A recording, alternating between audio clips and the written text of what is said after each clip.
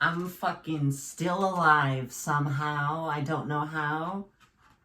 It's because I drink water and eat food and go to sleep at night. That's why I'm still homeostasis maintained.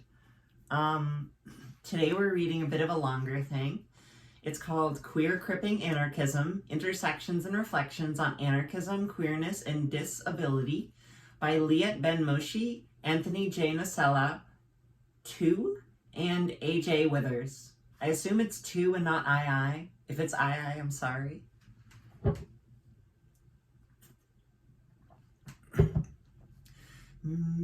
I actually read this essay years ago. It was one of the ones I like flipped through and went to specifically because I was getting criticism from people who were like, well, how would anarchism handle disability?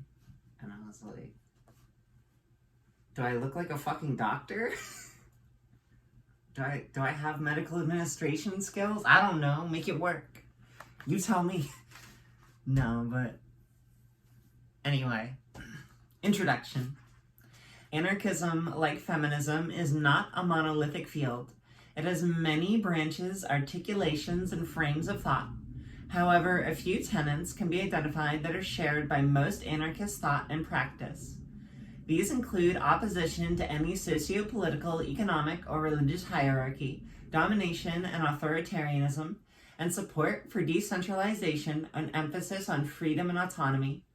Some anarchists also have strong opposition to vanguardism and challenge the intellectual and experimental elitism that is entrenched in academia and in some collectives because of their claim to authority.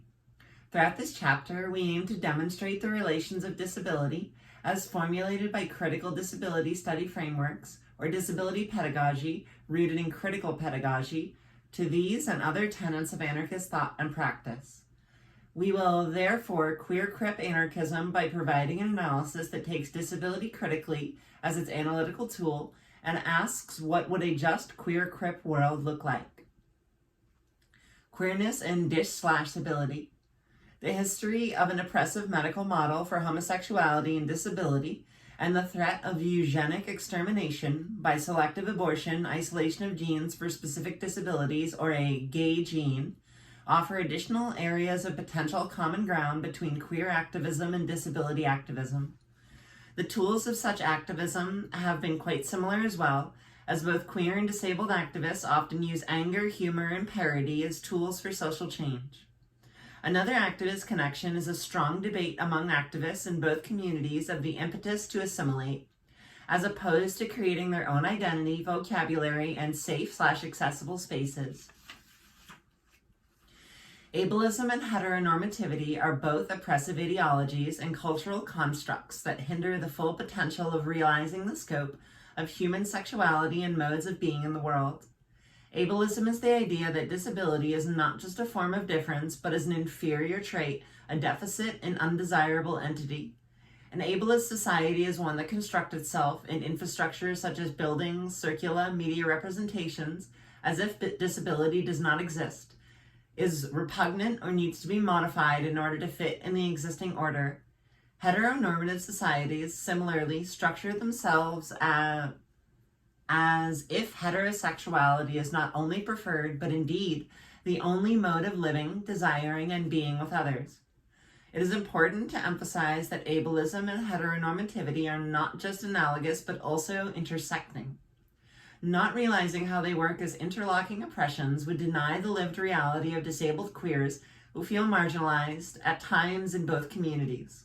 One explanation for the exclusion of disability from queer theory and existence, as well as the lack of any effective coalition politics, could be the similar history of medicalization. Queer theory takes back a negative term and articulates gender as a social construction, while understanding the complexity of individual sexual desires. Science and the medical world identified those who are gay or lesbian as disabled, as having a smaller brain, and attempted to prove this through eugenics and other pseudoscientific theories. If you ever want to really see how, like, our world is made for the able-bodied, quote unquote, When I was busking, I had to load a lot of heavy gear on a hand truck, and I would walk it like 1.5 miles through like semi-city streets, basically.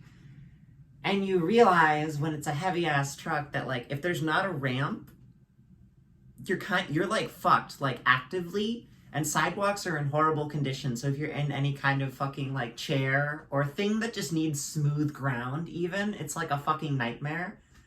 Like, not even people who have trouble walking, fucking strollers, people delivering packages. This is fucking... I remember when they were, like, fixing an entire sidewalk, they just tore it up. And the people who just walk on their feeties, walk on the grass, fine. Me, I was like, time to go in the fucking street with the cars. Like, it's everywhere when you start looking for it, about how the world is made for a presupposed type of person. The historical conceptualization of homosexuality as pathological led to an attempt to normalize it, largely beginning in the 1960s. In 1965, one prominent mainstream gay rights activist, Frank Kameny, said, quote, "The entire homophile movement is going to stand or fall," unquote, on the issue of medicalization of homosexuality. The lengthy campaign to remove homosexuality as a psychiatric illness was finally successful in 1973. My parents were alive when my existence was deranged. With homosexuality being removed from the Diagnostic and Statistical Manual of Mental Disorders. Many LGBTQ folks today may want to distance themselves from any community that has been medicalized in similar ways in order to cut off the historical ties to notions of pathology and abnormality. This process has been well described by Banton, who demonstrates how, throughout history, disability has been used not only as a justification for excluding disabled people, but also to exclude other marginal groups, as in people of color or immigrants, by attributing disability to them. The marked groups usually do not question the assumptions that underpin disability as inferior, but instead try to distance themselves from the disability label by scientific means if possible.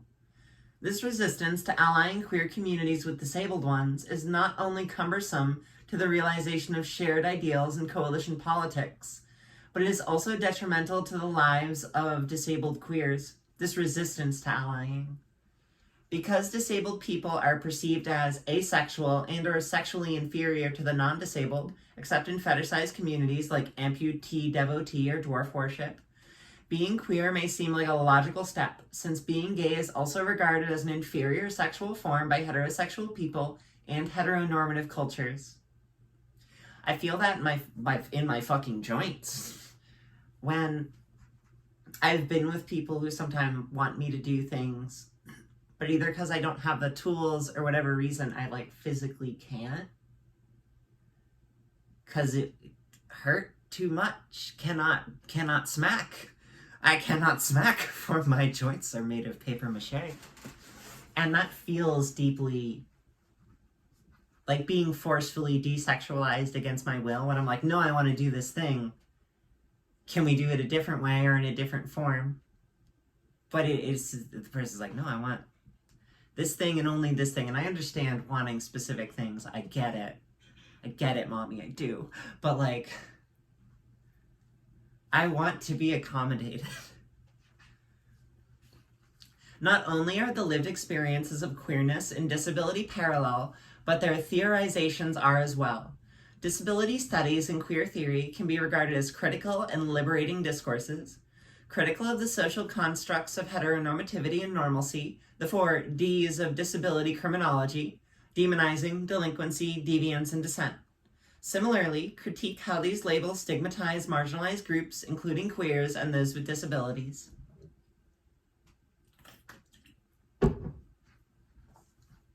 Queer-Cripping.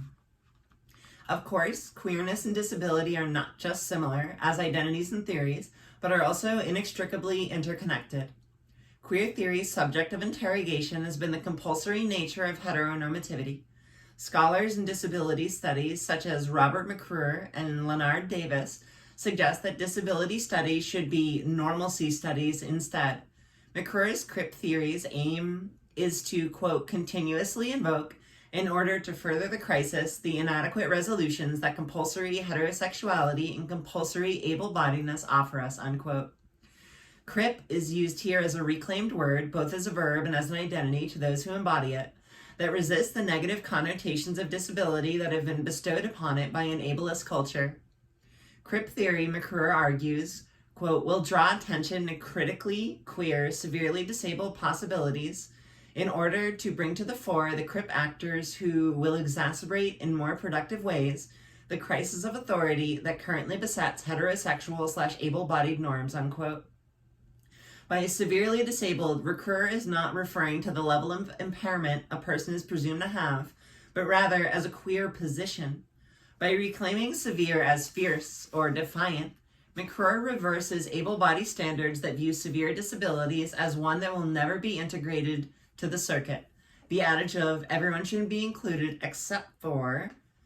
From the marginalized state, severe disabilities and queer subjects are positioned to re-enter the margins and point to the inadequacies of straight and non-disabled assumptions. McClure not only claims that the norms and subjects they produce are connected or interlocking, but also they are dependent on each other. Each normative framework cannot function, i.e. is disabled without the other. Compulsory heterosexuality only operates as it does because of the presumed able-bodiedness of its subjects and vice versa. For instance, heterosexuality is not assumed for disabled/crip folks, as they are often perceived as asexual. In the same token, queerness is perceived as a disability from a heteronormative framework. Such an analysis goes beyond understanding the connections between queerness and disability as identities, i.e. the lived experience of queer crips, and a move that both de-essentializes these identities, as queering and cripping are used as verbs, not mere identities, and tries to grapple with their full existence materially and imaginarily. Carrie Sandel further suggests that, quote, both queering and cripping expose the arbitrary delineation between normal and defective and the negative social ramifications of attempts to homogenize humanity, unquote. Hence the term queer-crip or queer-cripping. Both queer and crip open up areas for conversation and imagination that are closed off by the cultural imperialism of the idea of normalcy. According to Robert McClure and Abby Wilkerson, a queer-crip consciousness is about desiring more, about developing and defending public cultures in which we do not necessarily stand united. A queer-crip consciousness resists containment and imagines other, more inventive, expansive, and just communities, unquote. Because queer crips cannot live in the world as is, a queer-crip consciousness imagines a new world order. At its very core, disability destabilizes identity and escapes any neat categorizations. Disability is fluid and contextual rather than biological. This does not mean that biology does not play out on our minds and bodies, but that the definition of disability is imposed upon certain kinds of minds and bodies. Those of you who are reading this chapter with your glasses on perhaps do not identify with disability or crip culture, but you would be quite disabled without your visual aids. I literally couldn't drive. It is also a truism that we will all experience some kind of disability if we live long enough. But more than that, disability, if understood as constructed through historical and cultural processes, should not be seen as a binary, but as a continuum. One person is always dis/abled in relation to the context in which one is put. A person has a learning disability if put in a scholarly setting. Using a wheelchair becomes a disability and a disadvantage when the environment is inaccessible. Someone who wears glasses may be disabled without them when attempting to read written language or see far away. But this can change depending upon the context they are seeing and being seen within. The definition of dis/ability shifts depending on what the needs of those at the top of the hierarchy structures dictate. The state commonly defines disability loosely when that definition is used to marginalize people, and more rigidly when it is used to determine access to resources. I've been denied disability already.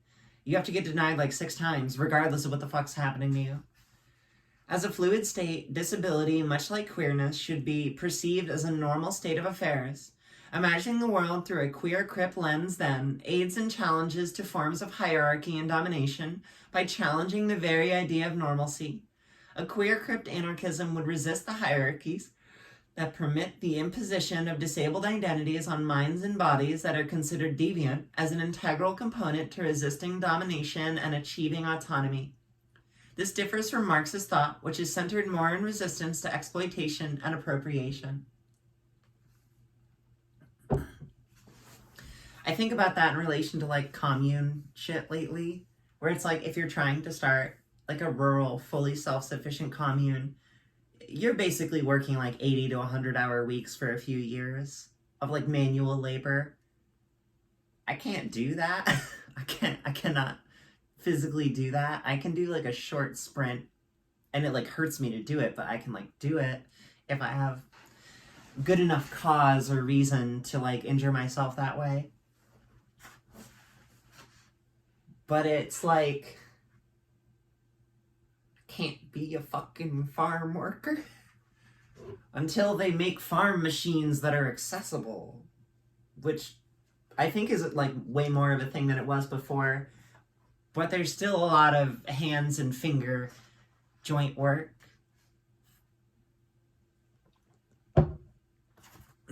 Construction of normalcy.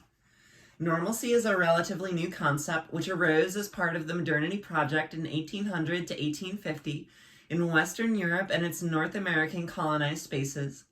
The word normal did not enter the English language until around 1840.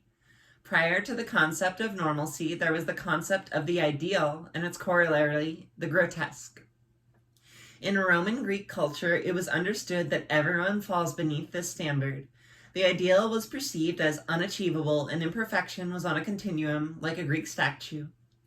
Imperfection was seen as being on various degrees from the ideal and was not penalized as such. In the 19th century, the concept of the norm entered European culture, as related to the concept of the average. Normalcy began with the creation of measurements and statistics. Qualities are represented on a bell curve, and the extremes of the curve are abnormal. Statistics were created as state tools, hence their etymology as statistics. Is that really the etymology? Because Neat if true.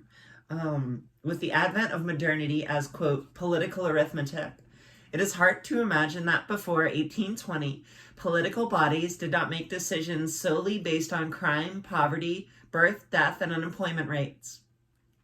This new form of governance is what Foucault characterized as biopolitics, the newfound ability to measure performances of individuals and groups that make them governable. Davis states that there is a difference between normalcy and normality, in which normality is the actual state of being normal or being regarded as normal, and normalcy is the structural realm that controls and normalizes bodies. It is the ideology behind normality. This ideology is embedded with bourgeois and, of course, white heterosexual and male norms, in which the middle class is seen as the mean. This ideology, claims Davis, can be seen as developing the kind of science that would then justify notions of the norm. These norms also centered on the body and its performance. The key argument Davis makes is that ableism and normalization are not unusual practices that we must denounce, but are part of the modernist project by definition. The creation of modern nation states, democracy, measurements in science, capitalism. There are several paradoxes associated with modernism: representational democracy versus individual representation, capitalism versus equality, etc. Normalcy as an ideology seemingly resolves these conflicts. In regards to wealth, on a curve it is clear that not all can be wealthy. Some have to be in the margins of the curve for capitalism to be sustained. Equality under these parameters is not morally right or ethically defined, but rather scientifically. So many people fight for equality, but what we should be fighting for is diversity and respect of differences. The curve thing is like super real. America and European and other wealthy nation states would not be able to maintain our wealth without exported slavery. Slavery never ended. It just moved to paying people 2 cents a day. Fucking sharecropping.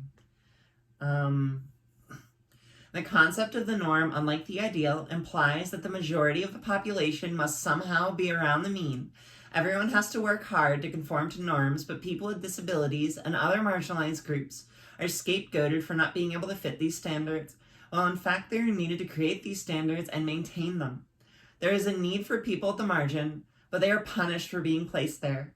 As an example of such punitive ideology, Davis analyzes the interesting fact that almost all of the early statisticians, Galton, Pearson, and others, were also known eugenicists. It's not surprising, perhaps, since the notion of the norm and the average divided the populace into standard and substandard populations. Difference is thus projected onto stigmatized populations, so all others can strive for the elusive normalcy. Disability is not based on a binary, but a multinary. It is an understanding that all are different. Queer-Cripping is thus a premier lens through which to fight against normalcy, average, standardization, and conformity. Queer-Cripping as an analytical lens as well as a lived experience can offer insights into the ways historical and cultural formations, such as labor, productivity, and dependence, can be interrogated. It offers a radical critique of work as a practice and a concept which goes well beyond labor politics. Global capitalism is forcing us to become as efficient as possible.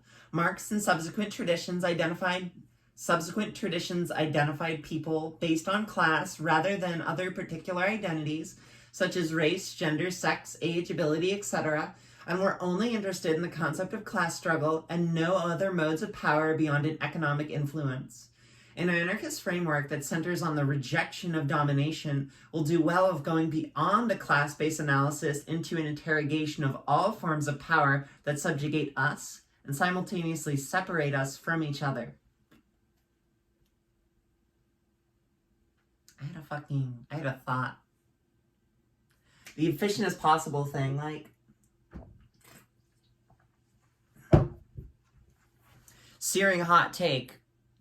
Maybe I should think about this more, but I feel like there's like the left-handed thing of when you stop beating people up for being left-handed, more people are like, I am left-handed. But I feel like a big motivation for people associating with ADD or seeking out stimulant-based medication is because capitalism forces you to be like literally unreasonably productive. Not like you need to work hard, but like you need to work superhumanly hard at a task that is more boring than fucking...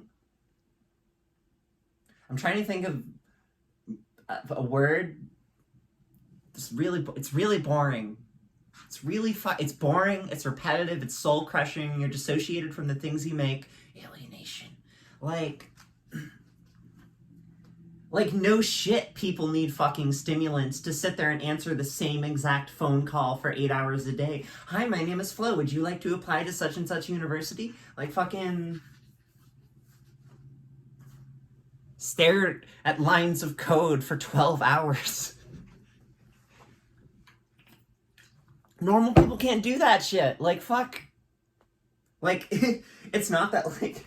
You don't need your stimulants. No, you need your fucking stimulants. You can't go off your stimulants, regardless of whether you fit a metaphysical criteria for ADD or not. Like, fucking shit.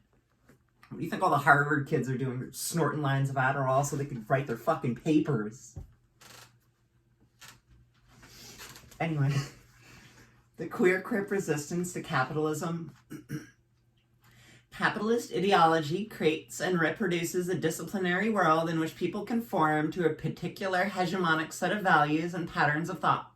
Shallow equality, as contrasted with radical equality, as identified by Ben Moshe, Hill, Noshella, and Templer, normality and being average seems so ingrained that most people take them as neutral terms that have always guided our ways of living and thinking, and as a taken-for-granted way of creating social hierarchies. Under a neo-Marxist analysis, disability is an ideology upon which the capitalist system rests. A disability ideology can regulate and control the unequal distribution of surplus by invoking biological differences as the natural cause of inequality. Charlton sees disabled people as surplus population, those who don't even serve as part of what Marx termed as, quote, the reserve army of labor, a resource tapped into during economic expansion or crisis. That was like women entering the workforce during the World Wars. They are essentially the underclass, women. The definition of unemployment itself gained historically excludes disabled people, undocumented immigrants, retired people who often wish to work, and women who do unpaid labor. One strategy used by post-industrial nations to maintain certain rates of unemployment is to categorize people to be clients of the human service industry, such as therapists, social workers, nurses, case managers, paid assistants, evaluators, special educators, etc., and thus keeping them out of the labor force by creating and maintaining the jobs of service providers at the same time. Okay, what do they mean by labor force? As I feel like a therapist is a labor. Am I wrong? Maybe they mean like stuff, the creation of material goods. I don't know, I think being a social worker is not a bad thing. It's valuable labor. Work is central to the industrial societies, not only as a means of obtaining life's necessities, but also to establish certain kinds of relations with others. Industrialization not only poses a problem for disabled people to participate in the workforce, which now required greater speed, stamina, and rigid productive norms, but also excluded disability as a culture. Disabled people had increasingly found themselves marginalized within segregated settings such as institutions and special education. Disabled people mark, with their different bodies and minds, the boundaries of normalcy. They serve as an ideological reminder of the fate of those who do not participate in the capitalist production. The notion of disability is so intertwined with perceived inability to work that if a person is able to work, they cannot be regarded as disabled according to Social Security, for instance. Like if you're on disability or any like social support, it's like you cannot make X amount of money. You must be this poor forever or get fucked. Like, all societies function through principles that distribute goods and services amongst the entire population. Stone argues that in capitalist societies, the major mechanism of distribution is work done, but that not all are willing or able to work. Therefore, a second distributive mechanism is established, which is based on need. With the rise of capitalism, disability became the category through which people are measured as need-based or work-based. Such analyses, which emphasize a political economy lens, dispel the common belief that people with disabilities are not productive under the capitalist system since they do not hold jobs. Many, including policymakers, believe that disabled people are a strain on the economy, especially under neoliberal ideology. But political economists argue that disability supports a whole industry of professionals that keeps the economy afloat, such as service providers, case managers, medical professionals, healthcare specialists, etc. The human service industry and healthcare professionals have to keep people in need of their services and keep them dependent upon these services. And like drug use recovery care, this is a whole fucking thing. We call it the rehab racket, where rehab, just like prisons, populates more by having you go in and out of the same rehab repetitively than it ever does teaching you skills to not suffer so greatly you end up in rehab.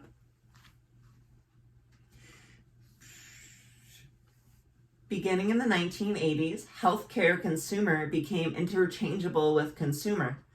Nancy Tomes argues that the use of the term consumer is a violation, and it imposes, quote, the base language of the marketplace to the sacred realm of the doctor-patient relationship, unquote. According to Tomes, patients initiated the use of the consumer language in the 1960s and 70s because they viewed it as, quote, a liberating alternative to the traditional doctor-patient relationship they believed to be hopelessly mired in paternalism. The adoption of the term consumer, however, has not eliminated medical paternalism.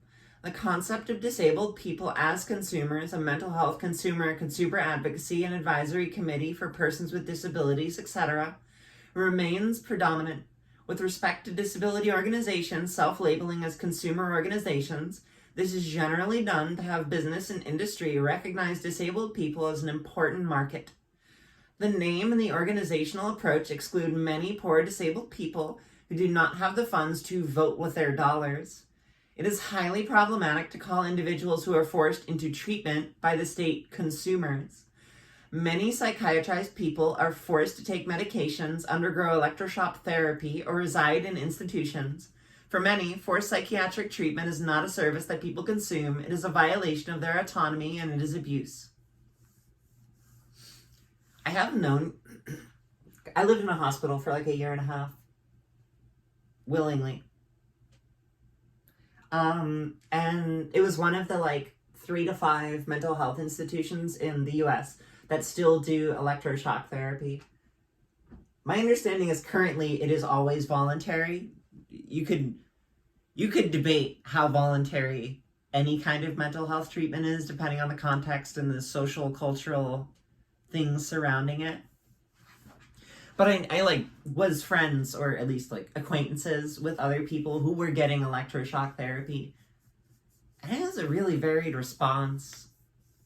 The thing that scared me the most about it was they talk about you just lose memories when you're doing ECT, electroconvulsive therapy. They just go, they just disappear. And I remember talking to this girl who was in school, high school at the time. And she'd be like, teachers would be like, don't you remember this? And she'd be like, I literally don't. I have just been shocked out of my brain. Memory's gone. I'm not educated enough to tell you if ECT is good or evil. Of course, like coerced ECT and forced treatment is fucking evil, but I couldn't tell you much more beyond that. De Jong, who is known as one of the formulators of the independent living movement, accused that movement of being entrenched in the ideas of radical consumerism as they relate to people with disabilities. The movement is deeply wedded to capitalist ideals such as self-reliance, political freedom, and consumer sovereignty. In the same vein as critics heard in the LGBT movement, from self-identified queers, for instance, the conceptualization of the movement as consumer-driven is beneficial to a small section of its constituency, mainly middle-class white American men.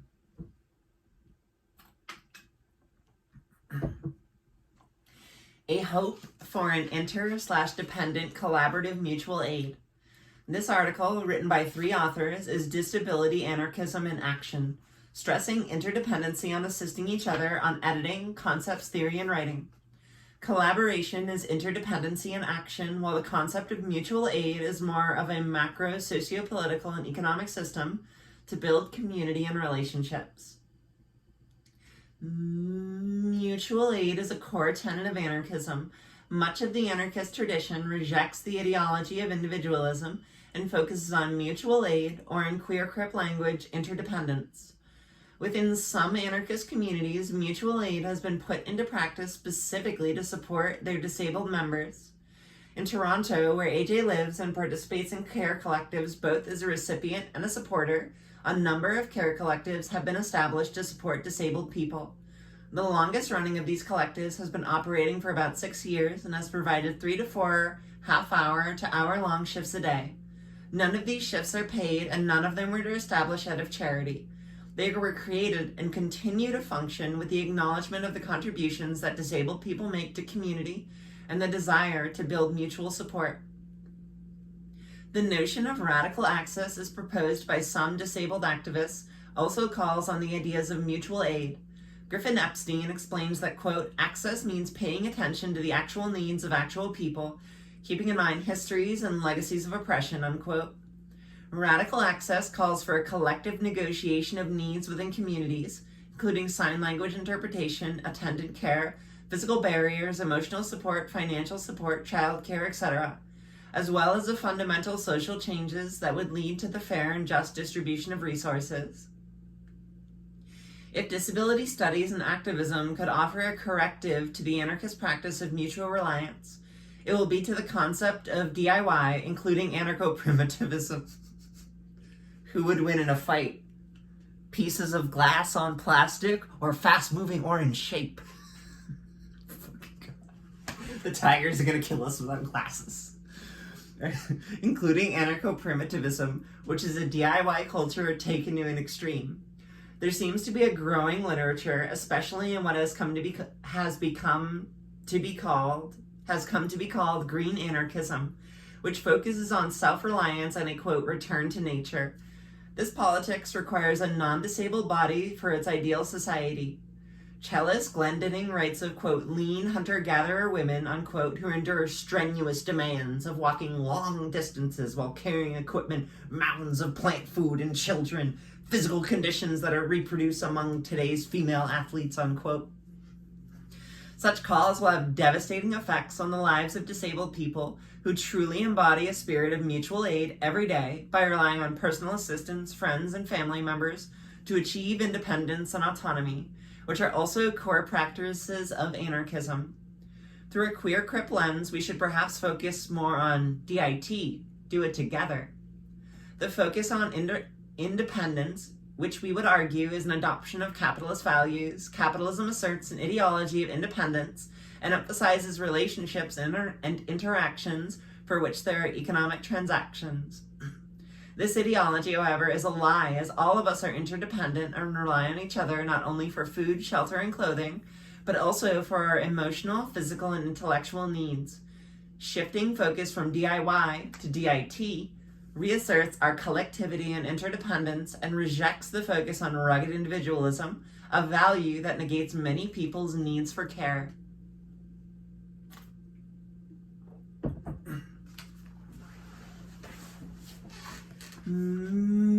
Enabling politics. Engaging in prefigurative politics, that's the actions must also be the result. Prefigurative, you're doing it like now for the end. I feel like I just only figured out that definition recently. Engaging in prefigurative politics in relation to queer-crip existence entails rethinking inclusivity. The knee-jerk types of anarchist organizing and activism are often quite exclusive spaces and enterprises. For instance, many radical conferences and actions lack attention to basic accessibility, such as interpreters, note-takers, and accessible bathrooms and entryways. For example, one anarchist book fair in Toronto was held up a long, narrow flight of stairs. The argument for it being inaccessible was that it had to be in a, quote, anarchist-friendly space. Their definition of anarchist-friendly excluded people who could not scale a flight of stairs. It's also becoming a kind of ironic truism that whenever there is resistance, there is a march. Although a march or an organized protest may yield some visibility to the cause and create solidarity amongst its participants, it is also quite exclusionary resistance strategy for many disabled activists. As such, it can be as polarizing as it is galvanizing around a particular issue.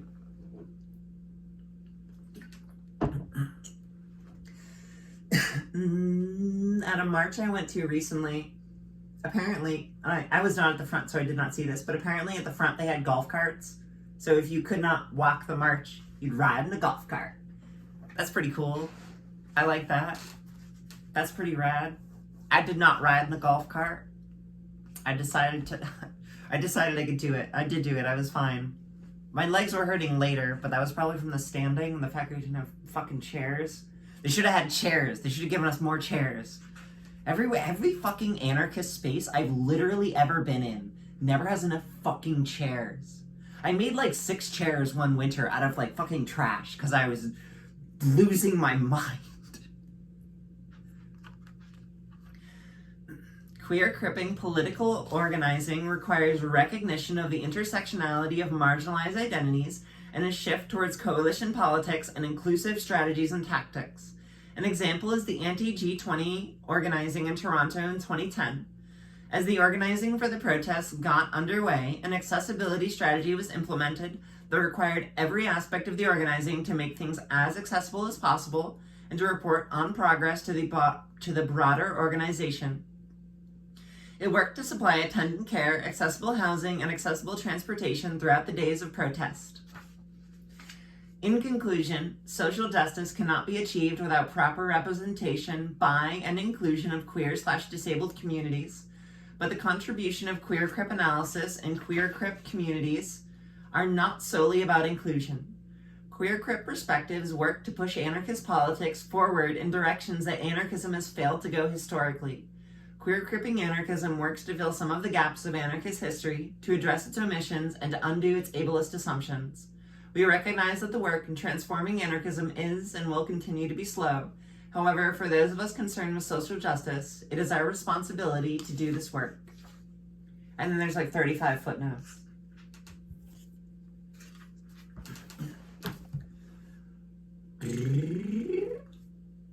I feel like I got more out of that essay now than when I read it initially. I've been disabled forever, but it got worse in the last 4 or 5 years in a way that transitioned from I'm in pain, but we'll just take over-the-counter painkillers at the above therapeutic dose forever and have nurses be like, you're gonna die, right? And I'll be like, yeah, whatever, fuck you, we all die, right? To being like, oh wait, I can't do the things other people can do. I'm never gonna be a virtuosic player because I can't practice that many hours in a day without fucking myself up. I feel like I got more out of it, and connected more strongly with it. It's a good essay. I like it. I think I'm gonna send this to a person who I think would appreciate it. You send this to someone you think would appreciate it. There's PDFs on, I want to say libcom.org, I think, has it. If you just search Queering Anarchism PDF, it should be on the first DuckDuck page. All right. Keep being you.